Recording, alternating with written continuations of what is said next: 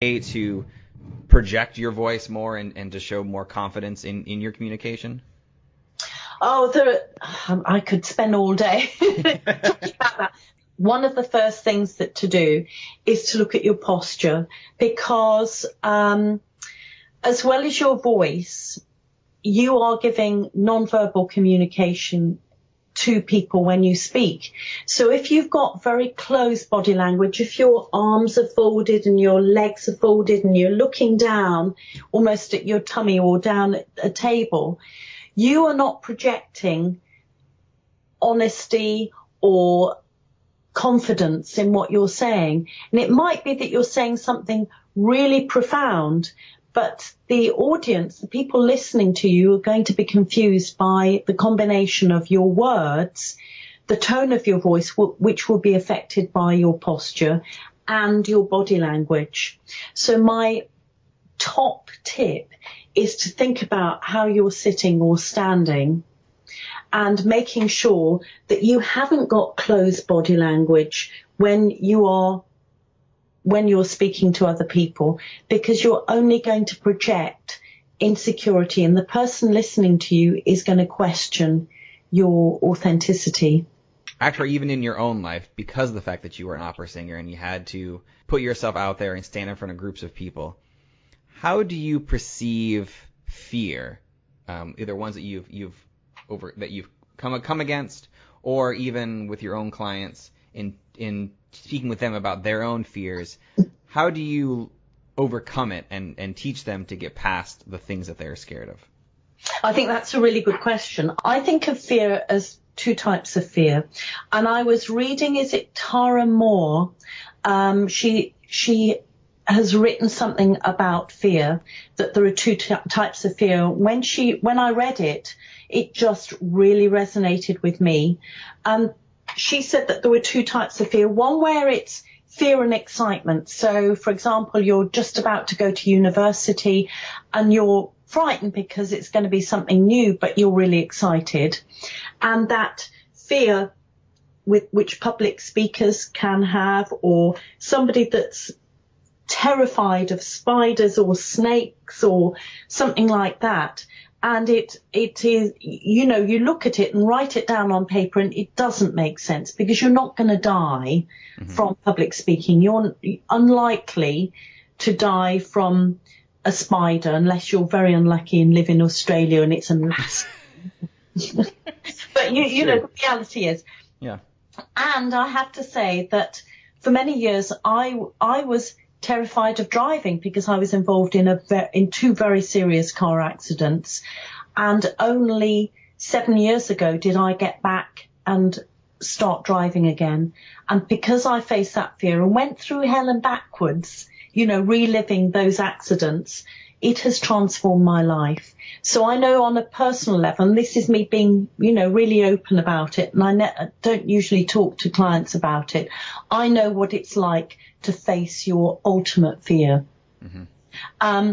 And what I would say is that if you are frightened of performing or public speaking or doing a presentation, the more preparation you can do, the better.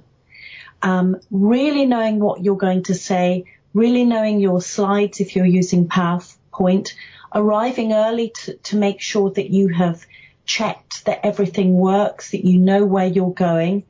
Also, knowing what you're going to say first, that first paragraph, because I'm amazed at the number of people that say to me, I'm really, really scared. I'm doing this presentation in 3 days. Well, what's your opening paragraph? Well, I haven't worked out what I'm going to say yet.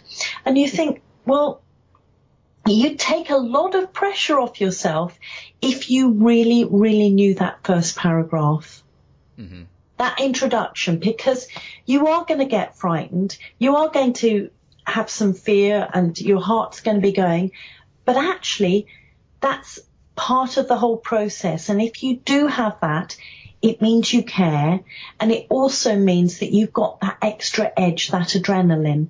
And if you can step through that, push through that, you are going to have an amazing experience, and it will become addictive. Mm-hmm. Yeah, as every performer will tell you. But I've said this in a very long-winded way. Again, taking those little steps. So perhaps if you are fearful of public speaking and you really, really want to do it, why not contact a local charity to see if you can have the opportunity to represent them and talk to local children, schools and women's groups, retired groups and things like that to talk about the charity. And they can give you some they can give you some content, and you can start practicing that, getting used to what it feels like to be nervous beforehand and to push through that and to have the whole experience of speaking in front of other people. Mm-hmm. And honestly, I can't tell you how important it is to be prepared, because it will hit you in the face otherwise, that fear. And then, slowly move to slightly bigger things. So always volunteer if you're at work and they want somebody to present something. Put your hand up and have a go, and it will get easier every time. What advice would you give to anyone who is just starting out in their career? Work really, really hard, but make sure that you're noticed with that. And do have a plan. We were talking about the sort of visualizing your dream, but work out what steps you need to do to get there. So it might be that you need to acquire more experience. You might need to acquire different qualifications. You might need to